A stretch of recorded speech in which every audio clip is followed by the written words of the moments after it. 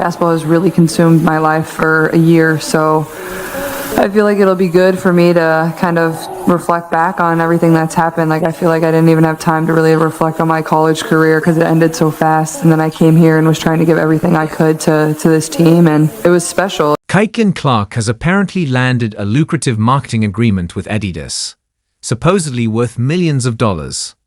Clark has become the face of the WNBA, shattering records and greatly raising the image of women's basketball. Welcome to NBA Today. I'm Malika Andrews. We start our show in the W, where Caitlin Clark has just been named the 2024 Rookie of the Year. Clark averaged 19, 5, and 8 in her inaugural campaign, and she also led the league in assists. Clark's rookie season, it was historic. Meanwhile, Nike seems to be dropping the ball.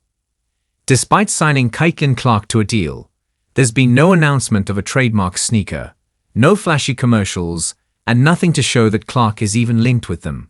We talk about league attendance. The Indiana Fever, all right, with Caitlin Clark, led the league in attendance both home and on the road. Fever averaged 17,035 at home, 15,000 on the road. Attendance for the entire league up nearly 50% this year, according to data from across the timeline. And Indiana leads all teams with an average attendance of, like I said, of 17,035. Merchandise sales are up 450%. I'm going to repeat that. Merchandise sales are up 450% for the WNBA, according to Fanatics. So take those things into consideration. Yes, we're looking at the unanimous choice for AP Rookie of the Year, a first team all WNBA, okay? Fourth in the league in MVP voting. And we see all of these things. Certainly she's she's going to be a great player.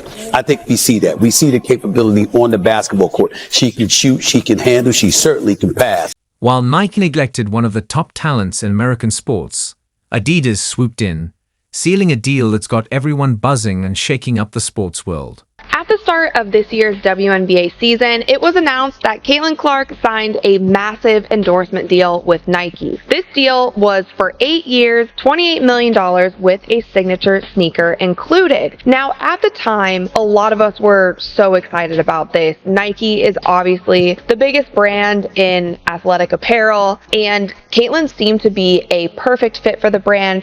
Some fans are astonished, asking how Nike let Caitlin Clark slide past their clutches. How do you have the next big thing in American sports on your roster and ignore her? It's like taking Michael Jordan or Larry Bird and putting them in charge of cleaning the locker room. How are you feeling physically, and top of that, coach sessions tonight, what you can take away from this performance, and I guess pick up and try to get back at it Friday? Yeah, obviously a tough night shooting the ball.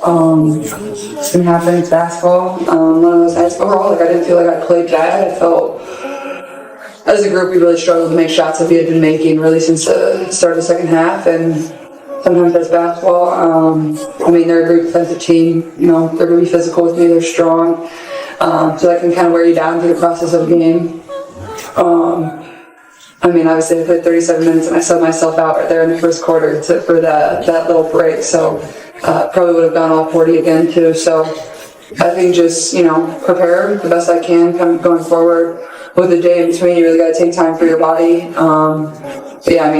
Definitely one of those nights shooting the ball. But again, basketball happens everybody. Adidas, on the other hand, is benefiting on Clark's growing celebrity, giving her the royal treatment, while Nike is still trying to figure out what went wrong. Did Nike lose the ball on the biggest opportunity in women's sports? Or are they playing some next-level chess while Adidas continues to checkers? And her WNBA season has come and gone. And with that, Nike has not done one thing to promote her. We have not seen any commercials, we have not seen any ads, we have not seen any Caitlin Clark merchandise, and we for sure as hell have not seen any Caitlin Clark signature shoes. It is mind-blowing. When the deal was first announced, we also got to see the other offers that were on the table for Caitlin Clark, and as you can see, Under Armour offered her 4 years for $16 million, which by a year-by-year basis, she would actually be making more per year if she had signed with Under Armour. However, it was a shorter deal. Under Armour came to her and said that she could be the face of the women's line on the Steph Curry side because her and Steph's game is so similar, and I feel like looking back in retrospect, that might have been the perfect place for Caitlin. Whatever the cause, it's shaping up to be a $28 million era. Stay with us as we take you through the drama, because it's just getting started. Nike, a global behemoth, has had the biggest athletes on their roster: LeBron James, the great Michael Jordan, and the famous Kobe Bryant. Mega talents like Steph Curry have also signed with Nike. Now the question is, who's next? The one with Tisha Penicheiro back in 1998. And I think the other thing you look at is only 2 other rookies have ever finished in the top 4 in MVP voting. Of course, Candace Parker set the standard in 2008 when she also won MVP. Diana Taurasi finished 3rd in MVP voting in 2004. And of course, Caitlin Clark this year finished 4th. And then, of course, when you look at what she helped do off of the court, there's not been another singular force like Caitlin Clark in terms of driving TV ratings and ticket sales. There's no comp for her in that regard. Absolutely. She has been must-see all season long, and just to think where she is going to go from here is really, really exciting. I got to say, though, Rebecca, a lot of fans, they were anticipating Caitlin Clark becoming the 6th ever unanimous Rookie of the Year. Obviously, that did not come to fruition. She was just 1 vote shy. Were you surprised at all? I wasn't really surprised, just because anytime you have 67 people voting on something. Nike recently acquired Indiana Fever's point guard Caitlin Clark to their excellent roster. But here's the shocker. Caitlin Clark isn't just any basketball player. She's a generational talent with the potential to make billions. Yet, in a twist that could make Hollywood proud, Nike hasn't completely marketed her. Yeah, I think like you said, there's just so much talent on this roster, and I'm very thankful. Obviously, Aaliyah has been one of my teammates before with USA Basketball, and I know firsthand how great she is. And obviously, Erica Wheeler, somebody that's been having my back, and we're not even really teammates yet. So I can't, I'm super excited about that. So I'm a vet, somebody that's been in the league for a really long time, and obviously as a point guard, you need somebody to lean on and, have your back and ask questions. I don't have all the answers. Not everything's going to be perfect, so going to need people like that to surround myself with, and I think this organization and this team is the perfect example of that. Earlier this year, the Fervous star and Rookie of the Year inked a contract with Nike worth a paltry $28 million. We use the word modest because, based on Caitlin Clark's remarkable performance so far, she arguably deserves more. And they got some calls where they got some and ones late in the game too. So I'm honestly proud of how we did. I thought we were pretty resilient, and hopefully we can shoot it a little better on Friday. Go Tony and Christine. Yeah, we've heard from a couple of you guys about using this kind of series style as a play-out logic moment. You've had some of these series styles before this year, but how was your ability to adjust against when opponent changed so this season? What do you feel like you guys need to do better on Friday? Yeah, I feel like at this point in the season, you're obviously very familiar with every single team that you're going to play. This is not going to be our full time playing them, so I still feel like we haven't really given them the best that we have. So I think Friday is a great opportunity for us to do that. But yeah, it is obviously a unique experience. I don't know if we've played a team really back to back, other than maybe New York early in the year. I think we played them right away. We went there, they came back here. So I think it's one of those ones you got to go back and tweak a few things that didn't work. With the deal she made, you'd expect to see enormous commercial billboards and maybe even a Caitlin Clark sneaker collection on the market by now. But that's where things start to get odd. I like that you're here. I like that you're here. I do that at my family after every game. So. Okay, well, Cool. let's start doing it to me, and we'll be able to get along just fine. So, question is, you didn't have to turn pro. Kind of thought you would no matter what. But how much did Indiana have the number 1 overall pick? Because of the things you said and the driving distance to Iowa, just everything. I'm just wondering what role that might have played. Yeah, it definitely played a huge role, and I actually played at the exact same time as the draft lottery on the night it happened. I'm not sure exactly who we were playing, but I was hoping that Indiana got the first pick. It would have made my life a lot better. So Nike has done none of the things you'd anticipate from such a deal. In reality, they've done the opposite. There's been no marketing, no shoes, and nothing to acknowledge their relationship with Caitlin Clark. Well, front row on the left too, Scott. Caitlin, there's so much change going on in your world. How do you be the best version of yourself while adapting to so much change? yeah, I think it's, I think just going day by day and, trying to do the best you can no matter what. Obviously, I would have liked to play a little better tonight. I think all of us would say that if we were all sitting up here, and as a team collectively, we would have liked to play better and shown a better product, because I thought we've had some really good practices leading up to this game. But, I think the biggest thing is just, learn from it, move on. Things are going to come fast. That's how it is. This season goes fast. There's 39 games left and plenty of opportunities to do what we want to do. But like Coach said, you have to be able to learn and watch it, and that's the way to get better, because there's only going to be so much we can do on the court tomorrow before we play the Liberty at home. So what's driving Nike's cold shoulder toward Clark? To provide some background, let's take a look at Nike and what they've been going through since 2021.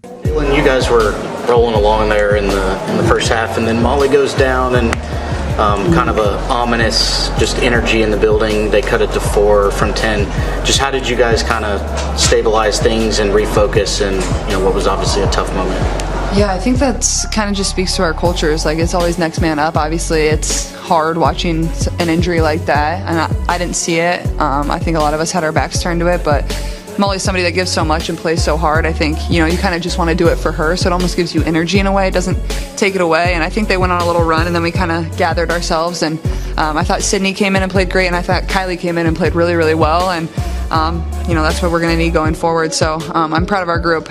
When they went on their runs, I thought we always had a response. So what has this day been like?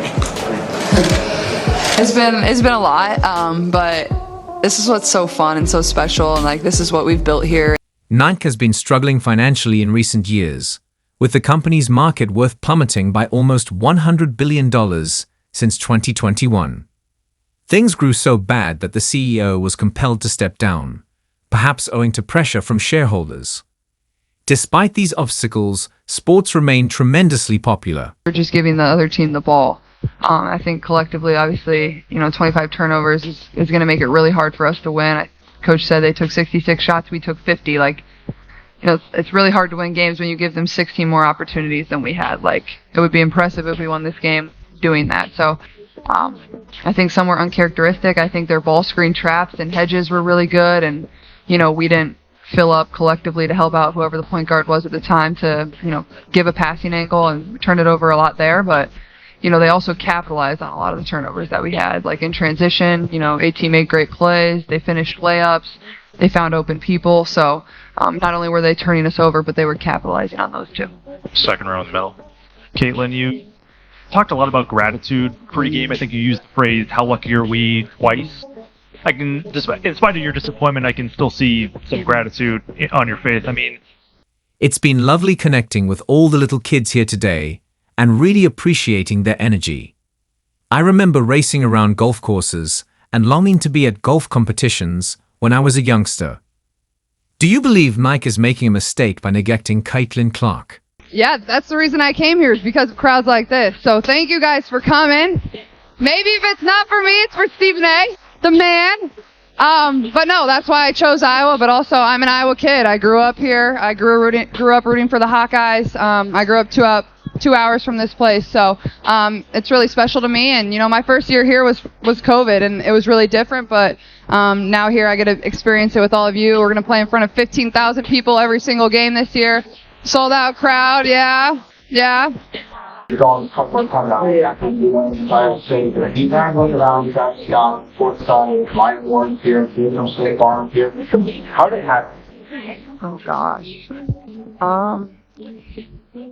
I think just being me is just the biggest thing. Is I've just had fun, and I've loved every single second I've been here. I've loved every single second I've gone to practice, played in the game. Obviously, there's been ups and downs, and I think the biggest part of my maturity and growth has been able to handle that and balance everything that's going on and around me and the noise around me. And obviously, it can be hard at times, but I would never change that for the world. But I think people that are showing up and coming to our games, they really love the way our team plays.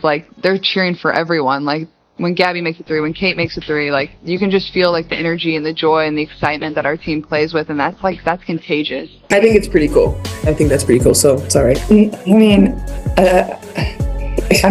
just think I just try to set my teammates up for success. I think at times, I can almost overpass, and that can maybe, I don't know. There probably could have been a few times where instead of passing that leads to turnover that I might have, I can probably shoot the ball, but especially with AB. Like, I'm just looking to set her up so much. Like, my eyes are just always on our post players, whether that's Liz or whether that's AB or whoever's in the game at the time, and then kind of look out from there.